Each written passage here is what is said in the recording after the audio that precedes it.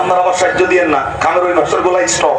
Ready ready নারে তাকবীর আল্লাহু আকবার। অনেক এমনি করতেছে আর এই বেটা খালি ঠোঁট নড়ায়, মুখ এখন আওয়াজ নাই। মিয়া আওয়াজ দাও, এই গেমটা তোরা কিন্তু রেডি হয়ে বইছে। রেডি আবার আপনারা কিছুটা কইতেন না, দুই পাশে বন্ধ, মাঝখানে আওয়াজ চালু থাকবো। নারে তাকবীর আল্লাহু আকবার। ইয়ো ভাই রেডি নি? রেডি তো? আপনারা কিচ্ছু তা না, এই খামের এই পাশের গোলা একবার নারে তাকবীর মরছি রে কাগজের হারা জোরে দিছে কোন অন্যান্য দিন তো সাইড সুইট দিয়ে আওয়াজ বেশি হয়। এরা ডাক্তার কাকুর কাম হবো না, শীতে গেছি শেষ হইয়া এই শীত বলে ধরছে এক লগে। আপনাকে তো আর কিছু কওয়ারই নাই, লোক কি কুমার কবু কি কমনি দেখছেন নি? আর আমার তো মনে হয় এই বসে আওয়াজ বেশি হইব, আপনারা চুপ থাকেন। রেডি? আরে কথা কাও রেডি নি? নারে তাকবীর। এরাই তো হারাইলো। মানুষ কম কিন্তু আওয়াজ বেশি। এরা চিন্তা করতেছে হুজুর দেখবেন এক মসজিদ ইমাম সাহেব যদি ভাবছো নয় কে নামাজ পড়াইবো, ইমাম খুঁজা পাওয়া যায় না। ডাক্তার কয় তুই পড়া, ও কয় তুই পড়া, ওই তো কই গেছে বেলা। এরা মানুষ বেশি, ও কয় আমি কম না, ওরকম লোক তো আছেই। আর একজন আমি চাকরি করি এত হস্তা না আমারে দিয়া। কিন্তু এরা চিন্তা করছে আমরা লোক কম, আওয়াজ দেওয়ার লাগবো। কথা ঠিক না? সম্মিলিত ভাবে কার নামে? রেডি তো? আল্লাহর নাম কইতে লজ্জা লাগে, খারাপ লাগে, জড়তা, অস্থিরতা। যেই বেড়া কয় না ভাববেন যে ওই বেড়ার ইমানি দুর্বলতা আছে। কথাটা ঠিক কেনা? রেডি নারে তাকবীর আল্লাহু আকবার। আল কোরআনের আলো করে করে চালো, আলেম ওলামা যেখানে আমরা আছি সেখানে, বন্ধ পীর যেখানে আমরা নাই সেখানে, আউল বাউল যেখানে আমরা নাই সেখানে। নারে তাকবীর আল্লাহু আকবার। আমরা কি বাউলের পক্ষে নাকি কোরআনের পক্ষে? কোরআনের পক্ষে। আমরা কি ওলামায়ে কেরামের পক্ষে নাকি আবুল সরকারের পক্ষে? ওলামায়ে কেরামের পক্ষে। আবুলের পক্ষে কারা কারা হাত তোলেন তো দেখি।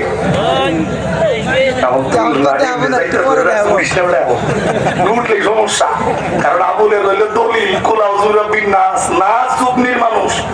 কথা বল না কি লিখা ইলাহিন নাস বড় নাস মিন শারিল ওয়াসওয়াসিল খান্নাস। খালি নাস আর নাস যা আছে কপালে দেয়া যাবে সকালে। এই নাচ দিয়া কি নাচানাচি? আবার কিছু মানুষ আছে এখানে থাকতে পারে মনে মনে চিন্তা করতেছে এই বলবি না এলাকায় আর জীবনে না ঢোকে, কানের বিরুদ্ধে কথা কম। কিছু পাবলিক ডাক ধরে আপনারা তো গান এই ওয়াজের মাহফিলে অস্করা মানুষের চোখের পানি বের করেন, আর আমরা তো ফালা গান করে চোখের পানি বের করি। এই চোখের পানি তো বেরোইল দলিলটা দেখছেন নি? আমরা ওয়াজ করে চোখের পানি বের করি, আর এই বেড়ারা গান করে চোখের পানি বের করে। আপনারা উত্তর দেন দুই পানিয়া কইল কথা কন, দুই পানিয়া? গানের পানি আর ওয়াজের পানি এক? সারা কয় গানের পানি আর ওয়াজের পানি এক। আমি হ্যাঁ গো কই আজকের পর থেকে এই টিউবওয়েলের পানি দিয়া সিরা ভিজাইয়া খায় লাভ নাই। তোমার কাছে গান আর ওয়াজের পানি যদি এক হয়, ওই টিউবওয়েলের পানিও পানি, আর সকালবেলায় পেশাব করলে ওটাও পানি। আজকে থেকে সিরাই ভিজাইবা মুইতে। কথা বল না কেন? যারা মনে করো যে গানের প্যান্ডেলের পানি আর ওয়াজের পানি যদি এক হয়, আজকে থেকে টিউবওয়েলের পানি দিয়া সিরা ভিজাবা না, নিজে পেশাব কইরা সিরা ভিজাইবা। নিজেরটা দিয়া যদি না বেঁচে বাড়িওয়ালার মধ্যে সিরা ভিজাইয়া খাইও মিয়া। কথা কন না, জোরে কন না কেন? আমরা কি সেই গ্রুপের লোক? সেই গ্রুপের লোক? জাস্ট একটা কথা বলি আপনাদের, এইখানে যুগনির মানুষ যদি মাহফিল না দিয়া এই বাউল গানের আয়োজন এনে যদি দিত, মনে করেন এই কমিটি আয়োজন দিছে গানের, রাত্রি 1টা বাজে গেছে গামাগার গান চলতেছে, আপনাদের জবান দিয়া আপনাদের এই মেধা দিয়া উত্তর দিবেন। রাত্রি 1টা বাজে, যেমন আমাদের সম্মানিত সভাপতি সাহেবের যেমন ইন্তেকাল হয়েছে, মনে করেন সভাপতি মরল না, সভাপতির মাটা যদি মরে রাত্রি 1টা বাজে গান চলা অবস্থায়, বলেন তো ভাই সভাপতির মা রাত্রেবেলায় 1টা বাজে মরলে ওই গানের শিল্পী আবুল সরকারের দিয়ে কি সকালবেলায় মায়ের জানাজা দিবনি? এবার কথা জোরে কর না কেন?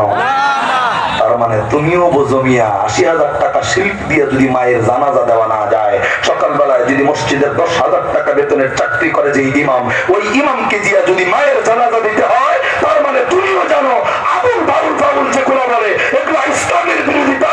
মসজিদের ইমাম যেটা বলে এটাই সঠিক রাস্তা। কথা ঠিক না? তাহলে কি আমরা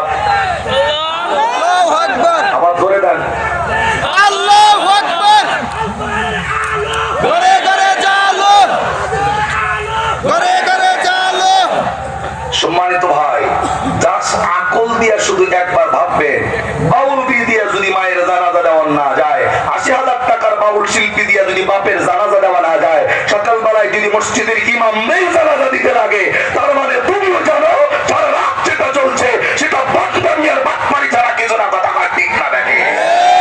তাহলে কি আমরা সেই দলে থাকবো নাকি ওলামায়ে কেরামের দলে আসার দরকার আছে না নাই? তুমি গান গাও, অসুবিধা নাই। এখানে যারা জেনারেল শিক্ষিত আছো তোমরা কিন্তু খুব ভালো জানো, মাদ্রাসায় যারা পড়ছে তারাও খুব ভালো জানে, এই যে পরীক্ষা চলতেছে, এই পরীক্ষা যখন চলে, বিশেষ করে আমি আমার অনার্সের পরীক্ষার কথা বলি, যে 4টা ঘন্টা একটা সাবজেক্টের উপর যখন পরীক্ষা হয়েছে, পরীক্ষার ভিতরে আমি কি লিখতেছি মাস্টার আমার পাশ দিয়ে ঘুরলো, একবারের জন্য বলে না এটা তো ভুল হইলো। কেননা 4টা ঘন্টার পূর্ণ স্বাধীনতা একটা ছাত্রকে দেওয়া হয়েছে। খাতার ভিতরে গান লেখো আর নাচ লেখো আর আঁকা বাঁকা কইরা রাইখা আসো, দেখার টাইম নাই শিক্ষকে।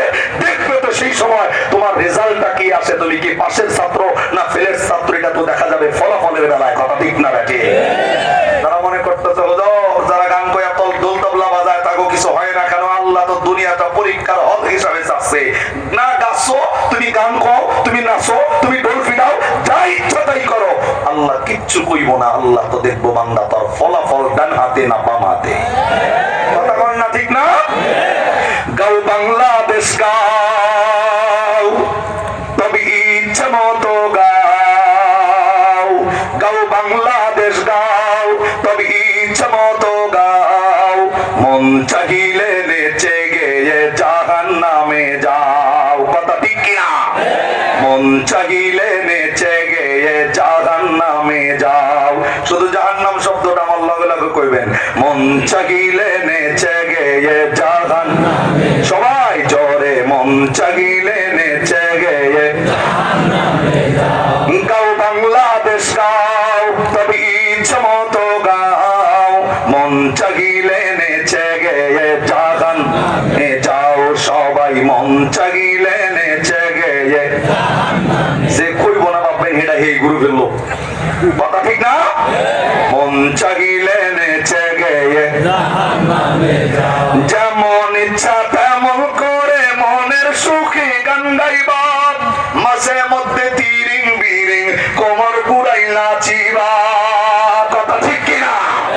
যেমন ইচ্ছা তেমন করে মনের সুখে গান গাইবা, মাঝে মধ্যে তিরিং বিরিং কোমর পুরাই নাচিবা। আরে ভালো লাগে বুঝি কেন এত নাচানাচি, আরে ভালো লাগে বুঝি তাই এত নাচানাচি।